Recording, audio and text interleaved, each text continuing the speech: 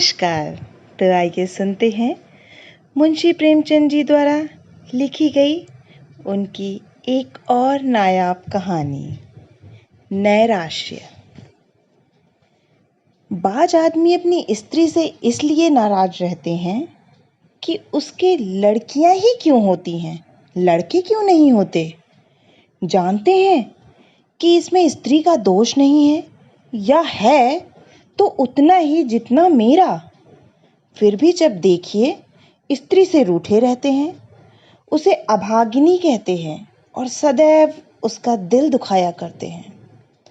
निरुपमा उन्हीं अभागिनी स्त्रियों में से थी और घमंडी लाल त्रिपाठी उन्हीं अत्याचारी पुरुषों में। निरुपमा के 3 बेटियां लगातार हुई थीं और वह सारे घर की निगाहों से गिर गई थी। सास ससुर की अप्रसन्नता की तो उसे विशेष चिंता न थी। वे पुराने जमाने के लोग थे, जब लड़कियां गर्दन का बोझ और पूर्व जन्मों का पाप समझी जाती थीं।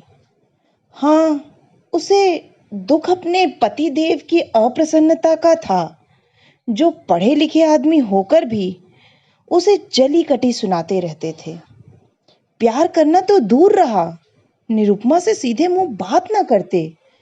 कई कई दिनों तक घर में ही ना आते, और आते भी तो कुछ इस तरह खींचे तने हुए रहते कि निरुपमा थर थर कांपती रहती थी। कहीं गरज न उठे। घर में धन का अभाव न था, पर निरुपमा को कभी यह साहस न होता था कि किसी सामान्य वस्तु की इच्छा भी प्रकट कर सके। वह समझती थी, मैं यथार्थ में अभागिन हूं, नहीं तो क्या भगवान मेरी कोख में लड़कियां ही रचते। पति की एक मृदु मुस्कान के लिए, एक मीठी बात के लिए उसका हृदय तड़प कर रह जाता। यहाँ तक कि वह अपनी लड़कियों को प्यार करते हुए सकुचाती थी कि लोग कहेंगे, पीतल की नथ पर इतना गुमान करती है। जब त्रिपाठी जी के घर में आने का समय होता, तो किसी न किसी बहाने से वह लड़कियों को उनकी आंखों से दूर कर देती थी। सबसे बड़ी विपत्ति यह थी कि त्रिपाठी जी ने धमकी दी थी कि अब की कन्या हुई तो घर छोड़कर निकल जाऊंगा, इस नरक में क्षण भर भी ना ठहरूंगा। निरुपमा को वह चिंता और भी खाए जाती थी। वह मंगल का व्रत रखती थी, रविवार, निर्जला एकादशी और ना जाने कितने व्रत करती थी। स्नान पूजा तो नित्य का नियम था, पर किसी अनुष्ठान से मनोकामना ना पूरी होती थी। नित्य अवहेलना, तिरस्कार, उपेक्षा, अपमान सहते सहते उसका चित्त संसार से विरक्त हो जाता था। जहाँ कान एक मीठी बात के लिए, आंखें एक प्रेम दृष्टि के लिए, हृदय एक आलिंगन के लिए तरस कर रह जाए, घर में अपनी कोई बात ना पूछे, वहां जीवन से क्यों ना अरुचि हो जाए। एक दिन घोर निराशा की दशा में उसने अपनी बड़ी भावज को एक पत्र लिखा। एक एक अक्षर से असह्य वेदना टपक रही थी। भावज ने उत्तर दिया, तुम्हारे भैया जल्द तुम्हें विदा कराने जाएंगे। यहाँ आजकल एक सच्चे महात्मा आए हुए हैं, जिनका आशीर्वाद कभी निष्फल नहीं जाता। यहाँ कई संतानहीन स्त्रियां उनके आशीर्वाद से पुत्रवती हो गईं। पूर्ण आशा है कि तुम्हें भी उनका आशीर्वाद कल्याणकारी होगा। निरुपमा ने यह पत्र पति को दिखाया। त्रिपाठी जी उदासीन भाव से बोले, सृष्टि रचना महात्माओं के हाथ का काम नहीं, ईश्वर का काम है। निरुपमा, हाँ, लेकिन महात्माओं में भी तो कुछ सिद्धि होती है। घमंडी लाल, हाँ होती है, पर ऐसे महात्माओं के दर्शन दुर्लभ हैं। निरुपमा, मैं तो इस महात्मा के दर्शन करूंगी। घमंडी लाल, चली जाना। निरुपमा, जब बाझिनों के लड़के हुए तो मैं क्या उनसे भी गई गुजरी हूँ? घमंडी लाल, कह तो दिया भाई, चली जाना। यह करके भी देख लो। मुझे तो ऐसा मालूम होता है, पुत्र का मुख देखना हमारे भाग्य में नहीं है। कई दिन बाद निरुपमा अपने भाई के साथ मैके गई। तीनों पुत्रियां भी साथ थीं। भाभी ने उन्हें बड़े प्रेम से गले लगाकर कहा, तुम्हारे घर के आदमी बड़े निर्दयी हैं। ऐसी गुलाब के फूलों की सी लड़कियां पाकर भी तकदीर को रोते हैं। ये तुम्हें भारी हो तो मुझे दे दो। जब ननद और भावज भोजन करके लेटी तो निरुपमा ने पूछा, वह महात्मा कहाँ रहते हैं? भावज, ऐसी जल्दी क्या है, बता दूंगी। निरुपमा, है नगीच ही ना। भावज, बहुत नगीच है। जब कहोगी उन्हें बुला दूंगी। निरुपमा, तो क्या तुम लोगों पर बहुत प्रसन्न हैं क्या? भावज, दोनों वक्त यहीं भोजन करते हैं, यहीं रहते हैं। निरुपमा, जब घर ही में वैद्य तो मरिए क्यों? आज मुझे उनके दर्शन करा देना। भावज, भेंट क्या दोगी? निरुपमा, मैं किस लायक हूं? भावज, अपनी सबसे छोटी लड़की दे देना। निरुपमा, चलो गाली देती हो। भावज, अच्छा या ना सही, एक बार उन्हें प्रेमालिंगन कर देना। निरुपमा, भाभी मुझसे ऐसी हंसी करोगी तो मैं चली जाऊंगी। भावज, वह महात्मा बड़े रसिया हैं। निरुपमा, तो चूल्हे में जाएं, कोई दुष्ट होगा। भावज, उनका आशीर्वाद तो इसी शर्त पर मिलेगा, वह और कोई भेंट स्वीकार ही नहीं करते। निरुपमा, तुम तो यूं बातें कर रही हो मानो उनकी प्रतिनिधि हो। भावज, हाँ, वह यह सब विषय मेरे ही द्वारा तय किया करते हैं। मैं भेंट लेती हूँ, मैं ही आशीर्वाद देती हूँ, मैं ही उनके हितार्थ भोजन कर लेती हूँ। निरुपमा, तो यह कहो कि तुमने मुझे बुलाने के लिए ही यह लीला रची है। भावज, नहीं नहीं, उनके साथ ही तुम्हें कुछ ऐसे गुर बता दूंगी जिससे तुम अपने घर आराम से रहो। इसके बाद दोनों सखियों में कानाफूसी होने लगी। जब भावज चुप हुई तो निरुपमा बोली, और जो कहीं फिर कन्या हुई तो? भावज, तो क्या, कुछ दिन तो शांति और सुख से जीवन कटेगा। यह दिन तो कोई लौटा ना लेगा। पुत्र हुआ तो कहना ही क्या, पुत्री हुई तो फिर कोई नई युक्ति निकाली जाएगी। तुम्हारे घर के जैसे अक्ल के दुश्मनों के साथ ऐसी ही चालें चलने में गुजारा है। निरुपमा, मुझे तो संकोच मालूम होता है। भावज, त्रिपाठी जी को 2-4 दिन में पत्र लिख देना कि महात्मा जी के दर्शन हुए और उन्होंने मुझे वरदान दिया है। ईश्वर ने चाहा तो उसी दिन से तुम्हारी मान प्रतिष्ठा होने लगेगी। घमंडी दौड़े हुए आएंगे और तुम्हारे ऊपर प्राण निछावर करेंगे। कम से कम साल भर तो चैन की बंसी बजाना, इसके बाद देखी जाएगी। निरुपमा, पति से कपट करूं तो पाप ना लगेगा। भावज, ऐसे स्वार्थियों से कपट करना पुण्य है। 3-4 महीनों के बाद निरुपमा अपने घर आई। घमंडी लाल उसे विदा कराने गए थे। सरहज ने महात्मा जी का रंग और भी चोखा कर दिया।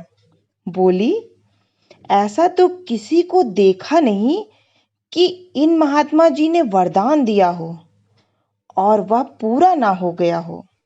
हाँ, जिसका भाग्य ही फूट जाए उसे कोई क्या कर सकता है। घमंडी लाल प्रत्यक्ष तो वरदान और आशीर्वाद की उपेक्षा ही करते रहे। इन बातों पर विश्वास करना आजकल संकोचजनक मालूम होता है, पर उनके दिल पर असर जरूर हुआ। निरुपमा की खातिरदारियां शुरू होने लगी। जब वह गर्भवती हुई तो सबके दिलों में नई नई आशाएं हिलोरे लेने लगी। सास जो उठते गाली और बैठते व्यंग से बातें करती थी, अब उसे पान की तरह फेरती। बेटी, तुम रहने दो, मैं ही रसोई बना लूंगा, तुम्हारा सिर दुखने लगेगा। कभी निरुपमा कलसे का पानी या कोई चारपाई उठाने लगती तो सास दौड़ती। बहू, रहने दो, मैं आती हूँ, तुम कोई भारी चीज मत उठाया करो। लड़कियों की बात और होती है, उन पर किसी बात का असर नहीं होता। लड़के तो गर्भ ही में मान करने लगते हैं।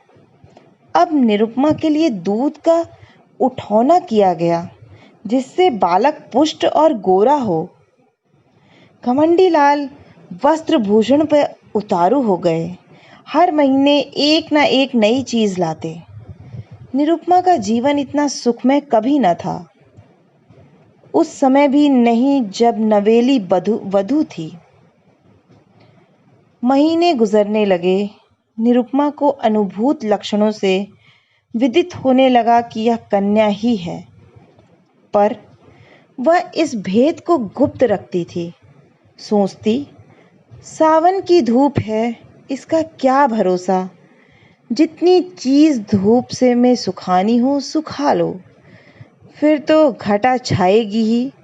बात बात पर बिगड़ती। वह कभी इतनी मानशील ना थी, पर घर में कोई चूं तक ना करता कि बहू का दिल न दुखे, नहीं तो बालक को कष्ट होगा। कभी कभी निरुपमा केवल घर वालों को जलाने के लिए अनुष्ठान करती। उसे उन्हें जलाने में मजा आता था। वह सोचती, तुम स्वार्थियों को जितना जलाऊं उतना अच्छा। तुम मेरा आदर इसलिए करते हो ना कि मैं बच्चा जनूंगी जो तुम्हारे कुल का नाम चलाएगा। मैं कुछ नहीं हूं, बालक ही सब कुछ है। मेरा अपना कोई महत्व नहीं। जो कुछ है वह बालक के नाते या मेरे पति हैं। पहले इन्हें मुझसे कितना प्रेम था, तब इतने संसार लोलुप ना हुए थे।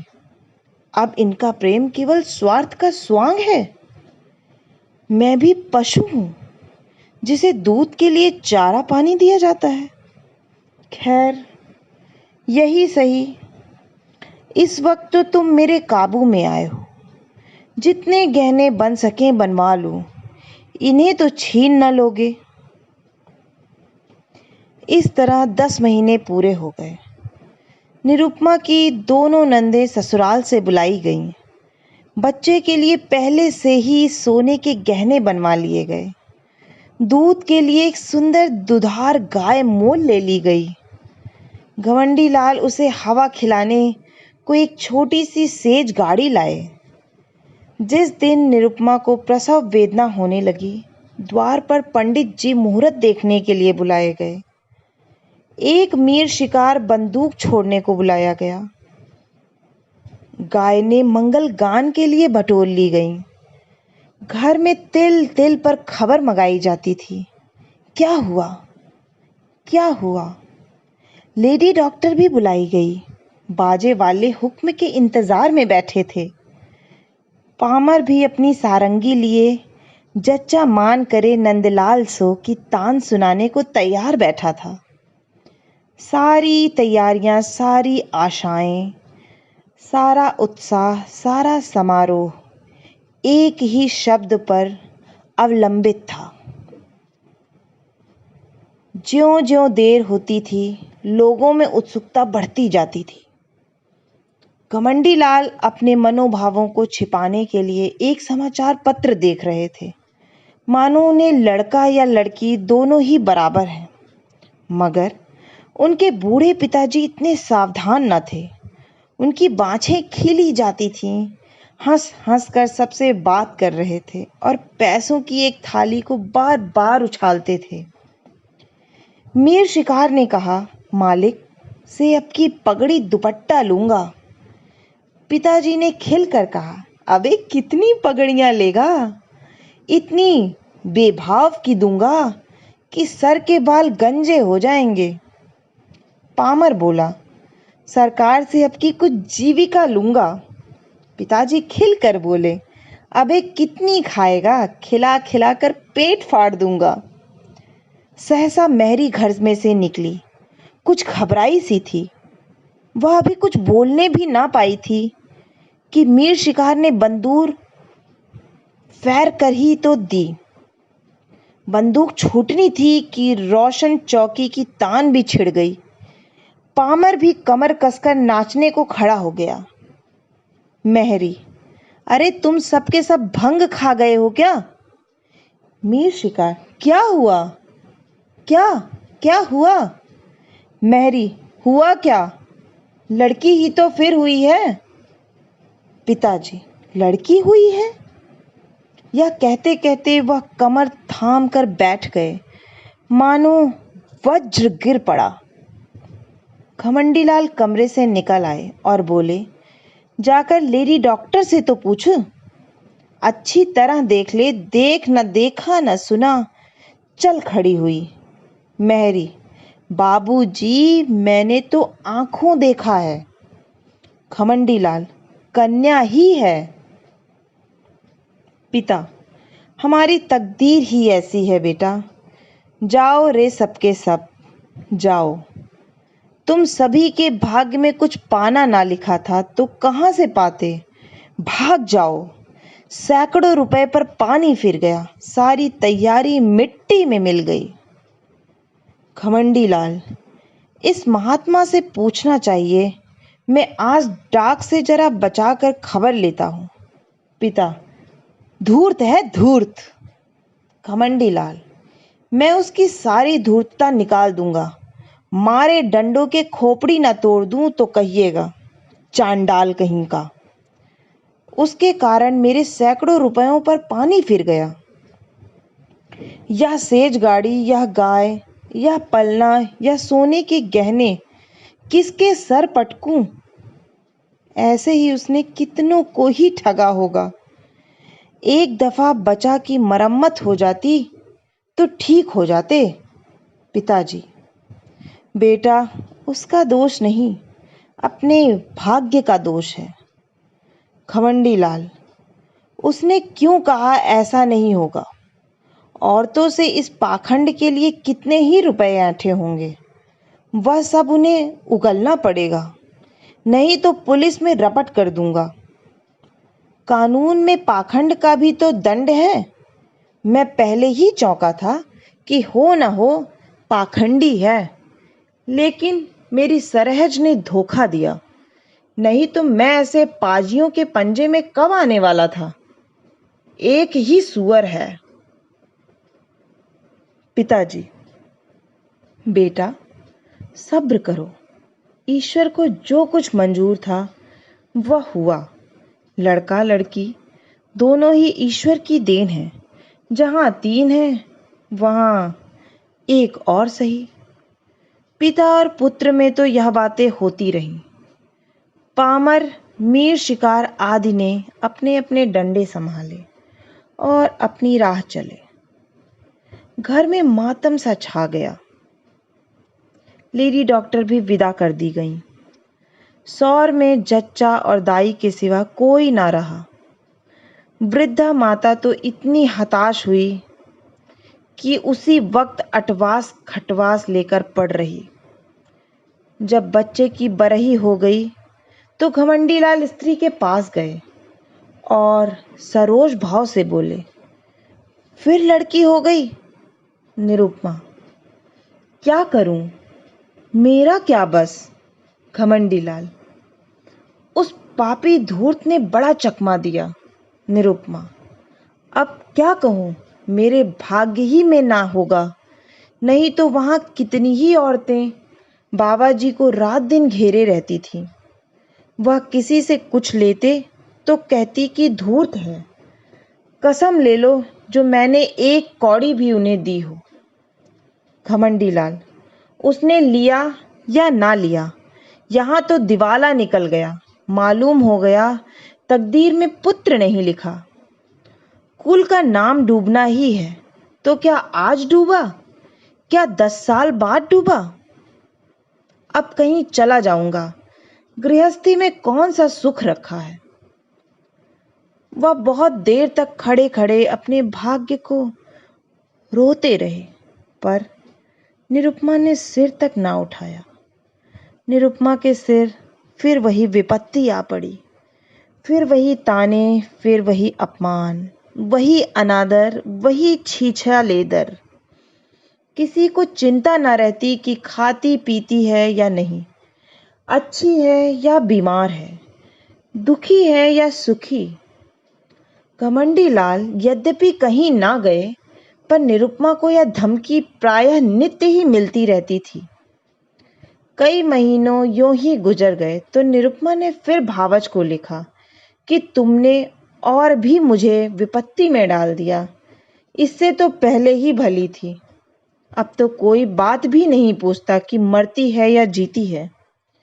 अगर यही दशा रही तो स्वामी जी चाहे संन्यास लें या ना लें, लेकिन मैं संसार को अवश्य त्याग दूंगी। भाभी यह पत्र पाकर परिस्थिति समझ गई। अब की उसने निरुपमा को बुलाया नहीं। जानती थी कि लोग विदा ही ना करेंगे। पति को लेकर स्वयं आ पहुंची। उसका नाम सुकेशी था। बड़ी मिलनसार, चतुर, विनोदशील स्त्री थी। आते ही आते निरुपमा की गोद में कन्या देखी तो बोली, अरे यह क्या? सास, भाग्य है और क्या। सुकेशी, भाग्य कैसा? इसने महात्मा जी की बातें भुला दी होंगी। ऐसा तो हो ही नहीं सकता कि वह मुंह से जो कुछ कह दे वह ना हो। क्यों जी, तुमने मंगल का व्रत रखा? निरुपमा, बराबर एक भी व्रत नहीं छोड़ा। सुकेशी, 5 ब्राह्मणों को मंगल के दिन भोजन कराती रही। निरुपमा, या तो उन्होंने नहीं कहा था। सुकेशी, तुम्हारा सिर मुझे खूब याद है। मेरे सामने उन्होंने बहुत जोर देकर कहा था। तुमने सोचा होगा ब्राह्मणों को भोजन कराने से क्या होता है। यह ना समझा कि कोई अनुष्ठान सफल नहीं होता जब तक विधिवत उसका पालन ना किया जाए। सास, इसने कभी इसकी चर्चा ही नहीं की। नहीं, 5 क्या, मैं तो 10 ब्राह्मणों को जिमा देती। तुम्हारे धर्म से कुछ कमी नहीं है। सुकेशी, कुछ नहीं, भूल हो गई और क्या। रानी, बेटे का मुंह यूं देखना नसीब नहीं होता। बड़े बड़े जप तप करने पड़ते हैं। तुम मंगल के एक व्रत से ही घबरा गई। सास, अभागिनी है और क्या।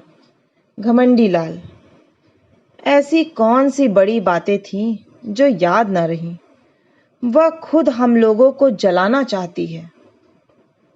सास, वही तो कहूं कि महात्मा की बात कैसे निष्फल हुई।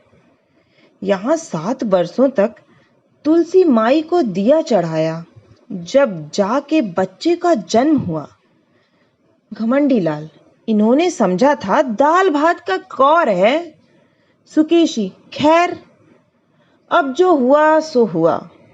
कल मंगल है, फिर व्रत रखो और अब की 7 ब्राह्मणों को जिमाओ। देखें कैसे महात्मा जी की बात नहीं पूरी होती। घमंडी लाल, व्यर्थ है, इनके किए कुछ ना होगा। सुकेशी, बाबूजी, आप विद्वान समझदार होकर इतना दिल छोटा करते हैं। अभी आपकी उम्र ही क्या है। कितने पुत्र लीजिएगा, नाकों दम ना हो जाए तो कहिएगा। सास, बेटी, दूध पूत से भी किसी का मन भरा है। सुकेशी, ईश्वर ने चाहा तो आप लोगों का मन भर जाएगा, मेरा तो भर गया। घमंडी लाल, सुनती हो महारानी, अब की कोई गोलमाल मत करना। अपनी भाभी से सब ब्यौरा अच्छी तरह पूछ लेना। सुकेशी, आप निश्चिंत रहें, मैं याद करा दूंगी। क्या भोजन करना होगा, कैसे रहना होगा, कैसे स्नान करना होगा यह सब लिखा दूंगी। और अम्मा जी, आज से 18 मास के बाद आपसे कोई भारी इनाम लूंगी।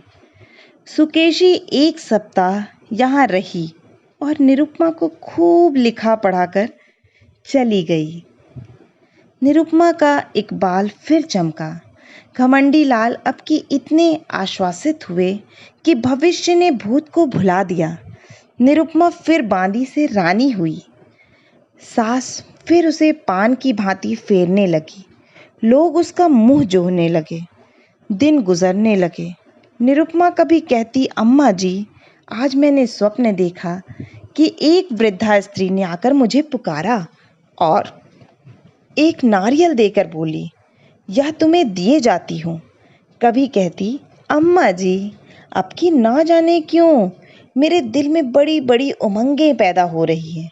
जी चाहता है खूब गाना सुनूं, नदी में खूब स्नान करूं, हरदम नशा सा छाया रहता है। सास सुनकर मुस्कुराती और कहती, बहू, यह शुभ लक्षण है। निरुपमा चुपके चुपके माजून मंगाकर खाती और अपने असल नेत्रों से ताकती हुई घमंडी लाल से पूछती, मेरी आंखें लाल हैं क्या? घमंडी लाल खुश होकर कहते, मालूम होता है नशा चढ़ा हुआ है, ये शुभ लक्षण है। निरुपमा को सुगंधों से कभी इतना प्रेम न था। फूलों के गजरों पर अब वह जान देती थी। घमंडी लाल अब नित्य सोते समय उसे महाभारत की वीर कथाएं पढ़कर सुनाते। कभी गुरु गोविंद सिंह की कीर्ति का वर्णन करते। अभिमन्यु की कथा से निरुपमा को बड़ा प्रेम था। पिता अपने आने वाले पुत्र को वीर संस्कारों से परिपूरित कर देना चाहता था। एक दिन निरुपमा ने पति से कहा, नाम क्या रखोगे? घमंडी लाल, या तो तुमने खूब सोचा, मुझे तो इसका ध्यान ही ना रहा था। ऐसा नाम होना चाहिए जिससे शौर्य और तेज टपके। सोचो कोई नाम। दोनों प्राणी नामों की व्याख्या करने लगे। जोरावराल से लेकर हरिश्चंद्र तक सभी नाम गिनाए गए, पर उस असामान्य बालक के लिए कोई नाम ना मिला। अंत में पति ने कहा, तेग बहादुर कैसा नाम है? निरुपमा, बस बस, यही नाम मुझे पसंद है। घमंडी लाल, नाम तो बढ़िया है। तेग बहादुर की कीर्ति सुन ही चुकी हो। नाम का आदमी पर बड़ा असर होता है। निरुपमा, नाम ही तो सब कुछ है। दमड़ी, छकौड़ी, खुरहू, कतवारू, जिसके नाम देखे उसे भी यथा नाम तथा गुण ही पाया। हमारे बच्चे का नाम होगा तेग बहादुर। प्रसव काल आ पहुंचा। निरुपमा को मालूम था कि क्या होने वाला है, लेकिन बाहर मंगलाचरण का पूरा सामान था। अब कि किसी को लेश मात्र भी संदेह ना था। नाच गाने का प्रबंध भी किया गया था। एक शामियाना खड़ा किया गया था और मित्रगण उसमें बैठे खुश गप्पियां कर रहे थे। हलवाई कड़ाह से पूरियां और मिठाइयां निकाल रहा था। कई बोरे अनाज के रखे हुए थे कि शुभ समाचार पाते ही भिक्षुओं को बांटे जाएं। एक क्षण का भी विलंब ना हो, इसलिए बोरों के मुंह खोल दिए गए थे। लेकिन निरुपमा का दिल प्रति क्षण बैठा जाता था। अब क्या होगा?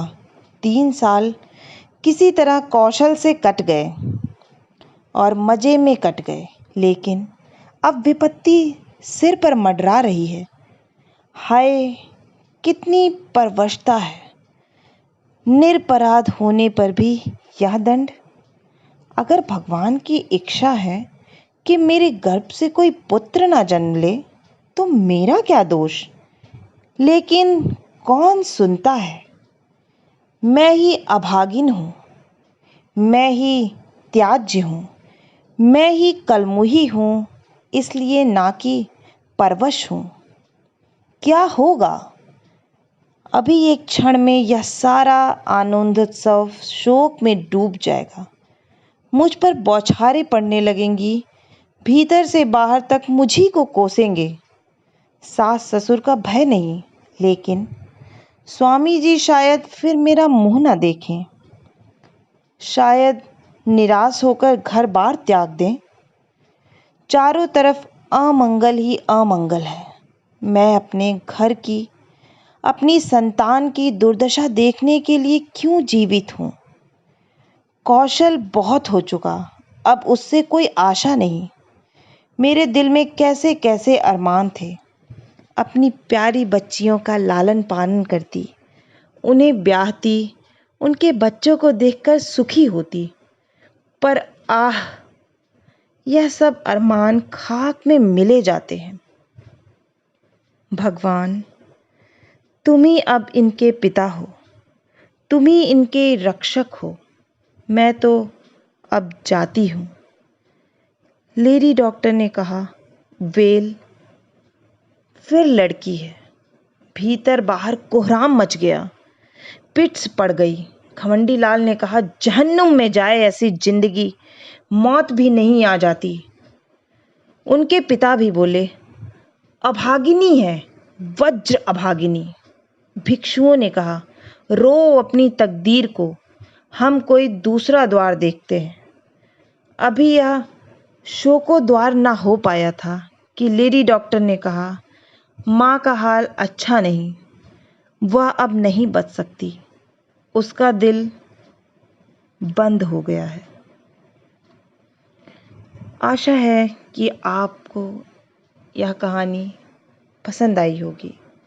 अगर पसंद आई है तो दोबारा आगे आने वाली नई कहानियों को सुनने का आप सभी से आग्रह है। अगर मेरा कार्य अच्छा लग रहा हो तो मुझे प्रेरित करने के लिए इस चैनल को सब्सक्राइब करें, लाइक करें और अपनों के साथ शेयर करें। बहुत बहुत धन्यवाद।